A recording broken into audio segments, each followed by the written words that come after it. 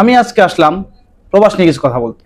সেটা হচ্ছে কি, নতুন যারা প্রবাসে আসতে যাচ্ছেন তারা অনেকে সৌদি আরব আসতে চাচ্ছেন, অনেকে মালয়েশিয়া, অনেকে অনেক জায়গায়, ওকে, নো প্রবলেম।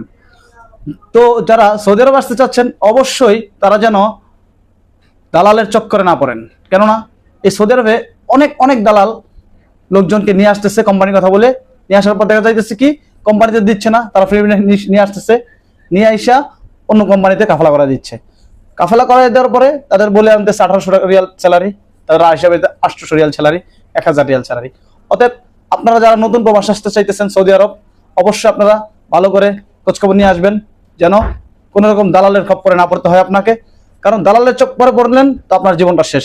এই প্রবাসের মাটিতে খাটতে খাটতে আপনার পরিশ্রম, প্রচুর শ্রম দিবেন, শ্রম দিয়ে দেখবেন শ্রম শেষে, দিন শেষে আপনার কোনো পয়সা নেই।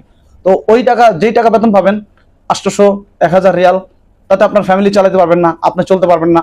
তাই বলতেছি অবশ্যই আপনারা ভালোভাবে আপনারা খবর নেবেন, আপনাদের দালাল, আপনাদের এজেন্সি, আপনাদের ট্রাভেল ঠিক আছে কিনা, অরিজিনাল কিনা, তাদের যে ভিসাটা আপনাকে দিচ্ছে ভিসাটা অরিজিনাল কিনা, ঠিক আছে, কিংবা আপনার ভিসা যেই কোম্পানির বলবে কোম্পানির সাথে আপনার কোনো এগ্রিমেন্ট আছে কিনা।